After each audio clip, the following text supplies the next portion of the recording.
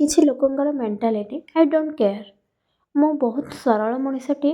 କେବେ କାହା ଖୁସି ଦେଖି ଈର୍ଷା କରେନି କି କେବେ କାହାର ଉନ୍ନତି ଦେଖି ନିଜକୁ କେବେ ଛୋଟ ମନେ କରେନି। ମୋ ଶକ୍ତି ଓ ସାମର୍ଥ୍ୟ ଅନୁସାରେ ଯେତିକି ଯାହାକୁ ସାହାଯ୍ୟ କରିହେବ ମୁଁ ଚେଷ୍ଟା କରେ। କେବେ କାହା ଦୁଃଖ ଦେଖି ଆଖିରେ ଲୁହ ଆସିଯାଏ ତ କେବେ କାହା କଷ୍ଟ ଦେଖିଲେ ଭଗବାନଙ୍କୁ ପ୍ରାର୍ଥନା କରେ, ହେ ପ୍ରଭୁ ଏ କଷ୍ଟରୁ ତାକୁ ଉଦ୍ଧାର କର।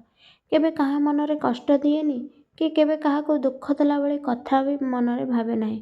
କିନ୍ତୁ ତା ମାନେ ନୁହେଁ ମୋ ସରଳ ସ୍ୱଭାବର ଫାଇଦା ଉଠାଇ ମୋତେ ଯାହା ନାହିଁ ତାହା ଭାବିବ।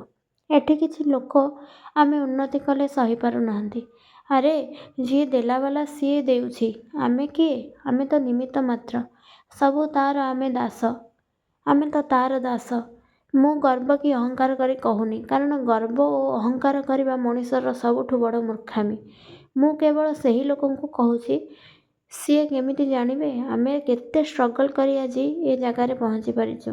ଆମେ ବି ଚାହିଁଥିଲେ କେତେ ଗାଡ଼ି ଧରି ବୁଲିଥାନ୍ତୁ ଓ କେତେ ପାର୍ଟି ହୋଟେଲ ଯାଇ ଏନ୍ଜୟ ବି କରିଥାନ୍ତୁ। କିନ୍ତୁ ନା, ମୋତେ ସରଳ ଜୀବନଯାପନ ବହୁତ ଭଲ ଲାଗେ।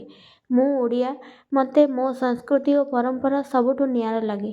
ମୋ ଓଷାବ୍ରତ, ମୋ ପରିବାରର ଖୁସି ମୋ ପାଇଁ ସବୁ କିଛି। ଖାଲି ହୋଟେଲ ପାର୍ଟି ଗପସିପ୍, ଅନ୍ୟର ଲାଇଫଷ୍ଟାଇଲକୁ ଦେଖି ତାକୁ ଫଲୋ କରି ମୋତେ ସେ ଲୋକ ଦେଖାଣିଆ ଦେଖେଇ ହେବା ଭଲ ଲାଗେନି।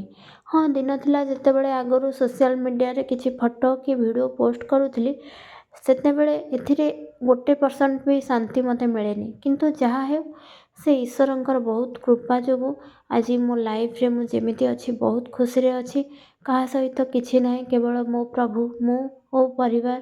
ଆଉ ବା କ'ଣ ଦରକାର? ହେ ପ୍ରଭୁ, ଏମିତି ତୁମର ଆଶୀର୍ବାଦ ସର୍ବଦା ମୋ ଉପରେ ଥାଉ, ଆମ ପରିବାର ଉପରେ ଥାଉ। ଲୋକଙ୍କର ମୋ ପ୍ରତି ଓ ମୋ ପରିବାର ପ୍ରତି କ'ଣ ମେଣ୍ଟାଲିଟି, ମୋର ସେଥିରେ କିଛି ଫରକ ପଡ଼େନି।